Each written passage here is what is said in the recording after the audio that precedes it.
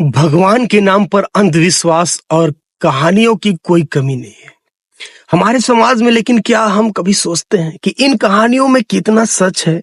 बस पाखंड का प्रचार है। आज मैं आपको एक ऐसी कहानी सुनाने वाला हूं जो आपको चौंका देगी। अरे कहना क्या चाहते हो? और इसके अंत में हमारे समाज का असली सच भी सामने आएगा। एक छोटे से गांव में एक नई विधवा बहू ने अपनी सास को बताया कि वो 3 महीने की गर्भ से है। यह सुनते ही परिवार में और समाज में अफरा तफरी मच गई और बात पंचायत तक पहुंच गई। सभी लोग शर्मिंदगी और क्रोध से भर गए और उससे सवाल पूछा, यह बच्चा किसका है?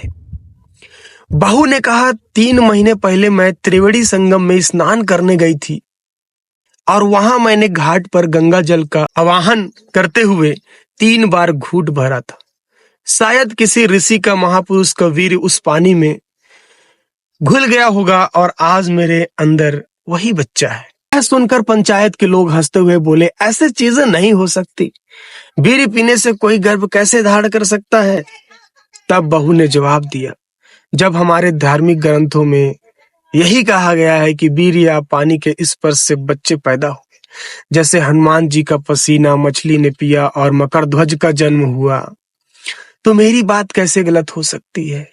क्या वे सिर्फ कहानियां हैं? बस बेटा, बहुत बढ़िया। फिर बहू ने कहा, यह सब एक नाटक था जो मैंने इसलिए किया ताकि आप लोग समझ सकें कि हमारे समाज को अब इन पुरानी कहानियों से निकलकर एक नई और वैज्ञानिक सोच की जरूरत है। क्योंकि ये कहानी में जो पुराने चीजों को आंकलन किया गया है वो सिर्फ वहीं तक नहीं रुकता है।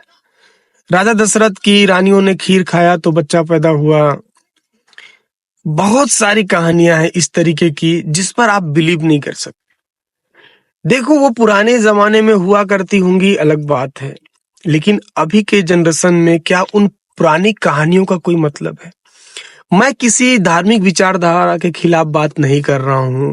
मैं अपने व्यक्तिगत चीजों को इस वीडियो के माध्यम से समझाना चाह रहा हूं कि कहीं ना कहीं आज लोगों को थोप दिया जाता है पुरानी चीजों को लेकर, लेकिन जब सच्चाई की बारी आती है तो उन कहानियों को सिर्फ कहानियों तक ही सीमित रखा जाता है।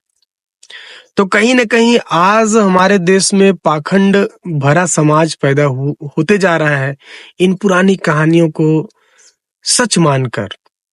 क्योंकि हम उसे सिर्फ कहानी के रूप में देखें तो ज्यादा बेटर है, बिकॉज हम उस चीजों को अपनी आंखों से नहीं देखें। आज हमारे देश का संविधान क्या कहता है उस हिसाब से अपने को जीवन में उस चीज को उतारना पड़ेगा, क्योंकि हम इस जमाने पे जी रहे हैं ना कि उस जमाने पे। आज के डेट में बहुत सारे बाबा लोग धार्मिक ढोंग करते रहे हैं, धार्मिक पहनावा ओढ़ावा करके बहुत सारे ढोंग वाली चीजें कर रहे हैं। मैं पर्टिकुलर किसी का नाम लेना नहीं चाहूंगा, लेकिन अब इन सारे ढोंग से निकलना पड़ेगा। जरा सबर करो, बोला धक्का बुक्की नहीं करने का। यह कहानी एक सोच है, एक सोच जो हमारे समाज के सामने एक आईना है। आज हमें आवश्यकता है कि हम ये समझे कि हर कहानी सच नहीं होती है और हमें अपने जीवन में विज्ञान और तर्क का समर्थन करना चाहिए। आखिर हम सच में समाज को बदलना चाहते हैं तो हमें अपने अंदर से अंधविश्वास और पाखंड निकालना होगा। तो आइए मिलकर एक नए और सोचने वाला भारत का निर्माण करें, जो वैज्ञानिक दृष्टिकोण से और तार्किक दृष्टिकोण से एक सभ्य समाज और एक डेवलपमेंट कंट्री के नाम से जाना जाए। फिर मिलते हैं next time next awareness video लेकर। तब तक के लिए जय हिंद, जय भारत। उम्मीद करता हूँ आपको वीडियो पसंद आया होगा। लाइक कर देना, चैनल को सब्सक्राइब कर देना।